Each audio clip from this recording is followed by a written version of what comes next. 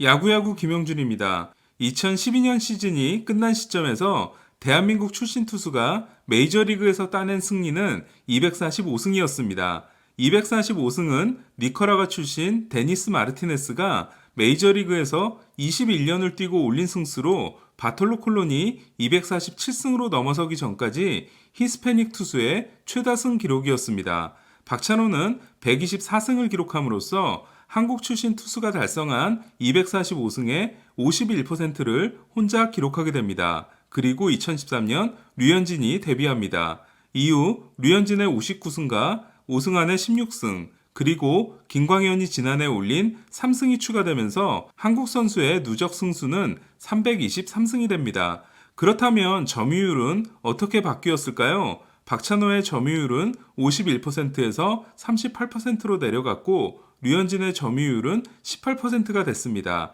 하지만 레퍼런스 승리 기여도를 기준으로 하면 통산 18.07인 박찬호의 점유율은 31%, 통산 16.51인 류현진의 점유율은 24%가 됩니다. 그리고 류현진은 올해 2.0 이상을 기록하면 박찬호를 넘어서 한국인 투수 역대 1위가 됩니다. 그렇다면 타자는 어떨까요? 그야말로 추신수의 동무대인데요. 추신수는 한국인 타자가 기록한 안타의 60%와 홈런의 57%, 도루의 88%와 볼넷의 63%, 그리고 레퍼런스 승리 기여도의 77%를 혼자서 기록하게 됩니다. 강정호가 5.54, 최지만이 2.92, 최희섭이 2.61, 이대호가 0.14, 황재균이 마이너스 0.14, 김현수가 마이너스 0.29, 박병호가 마이너스 0.33인 상황에서 추신수의 통산 레퍼런스 승리 기여도 34.56은 그야말로 압도적이라고 할 수 있는데요. 타자 부문에서 추신수의 압도적인 점유율이 계속 유지될지는 올해 데뷔하는 김하성의 활약에 달려 있을 것으로 보입니다. 추신수의 218홈런은 마치 히데키의 175개를 넘어선 아시아 선수 1위에 해당되는데요. 157도루는 509개인 이치로에 이은 2위지만 기준을 아시아 태생 선수로 바꾸면 3위가 됩니다. 243개로 추신수를 3위로 밀어내는 사람은 일본 오키나와에서 태어난 현 다저스 감독 데이브 로버츠입니다. 얼마 전 메이저리그에는 은퇴와 관련된 해프닝 2개가 있었는데요. 하나는 클레이튼 커쇼가 LA타임즈와 인터뷰에서 자신의 미래에 대해 잘 모르겠다고 한 것이 은퇴설로 이어진 겁니다. 커쇼는 은퇴에 대한 이야기를 한 게 아니었다며 내 탱크 안에는 몇 년을 더 쓸 수 있는 연료가 아직 남아있다는 말로 해명을 했습니다. 이게 해프닝이 됐다는 것 자체가 좀 이해가 안 가긴 합니다. 다른 하나는 엘버트 푸올스의 부인이 스프링 캠프가 개막하자 자기 SNS에 오늘은 내 남편 엘버트 푸올스에게는 마지막 시즌의 첫 번째 날이라고 했다가 푸올스가 은퇴를 표명했다는 보도가 나오자 아니라고 해명한 건데요. 푸올스의 부인은 오빠 화이팅 700홈런 갑시다 는 말로 해명글을 마무리합니다. 그러고 보니 푸올스의 부인은 푸올스보다 연상인데요.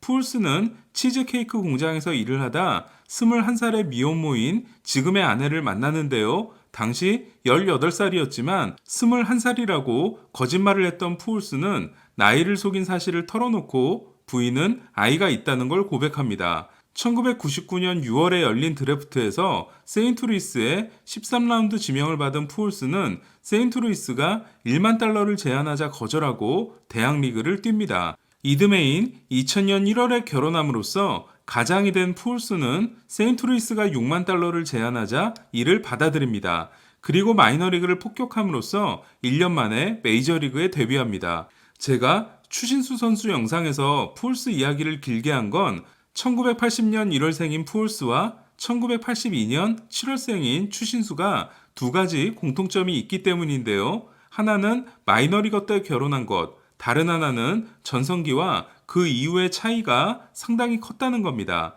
2001년부터 2010년까지 아름다운 10년 동안 푸올스는 하늘에서 내려온 타자였습니다. 타율 3할 3푼 1리, 출루율 4할 2푼 6리, 장타율 0.624, OPS가 1.050이었고 162경기당 96볼넷 68삼진을 기록했습니다. 이에 조정 득점 생산력 169를 기록합니다. 이는 마이크 트라웃이 첫 10년 동안 기록한 172와 거의 차이가 나지 않는데요. 두 선수의 주루 차이를 감안하면 순수 타격 능력에서 푸올스의 첫 10년은 트라웃의 첫 10년에 결코 밀리지 않습니다. 문제는 그 다음 10년 동안 너무나 충격적인 몰락이 일어났다는 건데요. 세인트루이스에서의 마지막 시즌부터 지난해까지 이후 10년 동안 푸올스는 타율 2할 6푼 1리, 출루율 3할 1푼 9리, 장타율 0.459, OPS 0.777과 함께 162경기당 52볼넷 82삼진을 기록합니다. 그리고 같은 기간 조정 득점 생산력 111에 그치고 맙니다. 2019년까지 통산 타율이 2할 9푼 9리 6모로 반올림에서 3할이었던 푸올스는 지난해 2할 2푼 4리에 그침으로써 통산 타율이 2할 9푼 8리 6모가 되는데요. 올해 기적이 일어나지 않는 한 3할 타율로 은퇴하는 건 어려워 보입니다. 그리고 지난해 코로나로 인한 단축 시즌으로 인해 31개 남은 702루타와 38개 남은 700홈런도 달성이 어렵게 됐습니다. 추신수 역시 메이저리그 커리어를 1기와 2기로 나눌 수 있는데요. 토미존 수술을 받고 6월에 돌아온 2008년부터 신시내티에서 뛴 2013년까지의 6년이 1기, 그리고 텍사스에서 뛴 7년이 2기에 해당됩니다. 1기 추신수는 어떤 선수였을까요? 같은 기간 추신수는 타율 2할 9푼, 출루율 3할 9푼 1리, 장타율 0.469, OPS 0.861과 함께 162경기당 21홈런 21도루 88볼넷을 기록합니다. 조정 득점 생산력은 137이었는데요. 이는 같은 기간 500경기 이상 나선 타자 중 163인 미겔 카브레라와 157인 조이 보토, 156인 엘버트 푸올스와 147인 라이언 브론, 145인 맷 할로데이와 144 프린스 필더, 141 호세 바티스타와 139 조 마우어, 139 앤드류 맥커친과 138 에드리안 곤잘레스 다음인 메이저리그 11위에 해당됐습니다.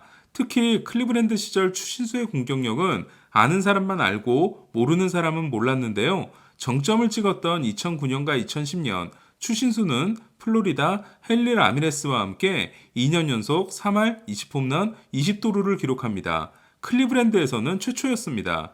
특히 2010년 클리브랜드는 그야말로 추신수의 원맨팀이었는데요. 추신수는 타율, 출루율, 장타율, OPS, 안타, 2루타, 홈런, 타점, 득점, 도루, 볼넷 등 3루타를 제외한 모든 공격 지표에서 팀 내 1위를 휩쓸게 됩니다.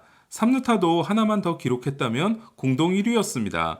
2010년 추신수는 3할 타율, 4할 출루율과 20홈런, 20도루를 기록하는데요. 약물이 강화된 2003년 이후 아메리칸 리그에서 이 기록을 달성한 선수는 딱 5명인데요. 2번을 기록한 에이로드, 4번을 기록한 트라웃, 2010년 추신수, 2017년 알투베, 2018년 무키 베츠입니다. 추신수는 클리브랜드의 연장 계약을 거절하고 2013년 신시내티로 트레이드됩니다. 그리고 내셔널리그 1번 타자로는 최초로 20홈런 20도루, 100볼넷, 100득점을 기록합니다. 추신수를 기다리고 있는 것은 올스타 경력이 없는 타자 최초의 1억 달러 계약이었습니다.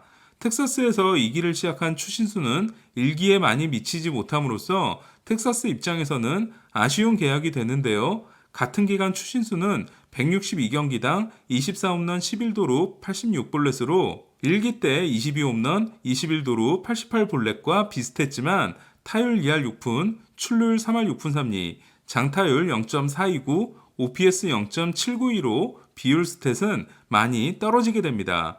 이에 같은 기간 조정 득점 생산력은 앞선 6년에 137에서 많이 떨어진 111이 됩니다.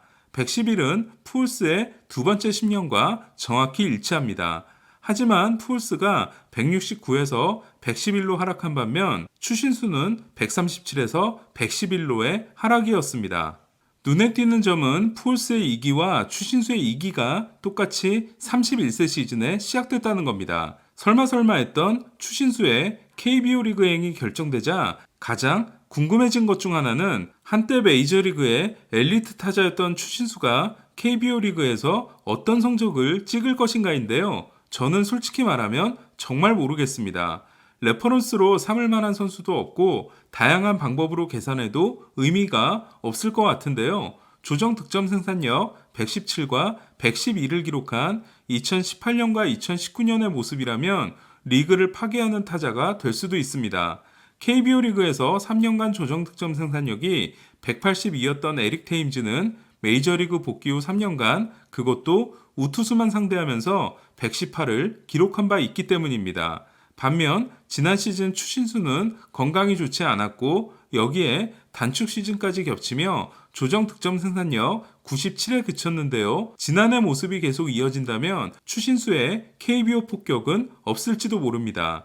사실 추신수의 2기, 텍사스에서의 7년이 더 좋은 평가를 받지 못하게 된 건 수비력의 급격한 하락과 함께 건강하지 못했기 때문인데요. 여러분은 추신수 선수의 예상 성적을 어떻게 생각하고 계시나요?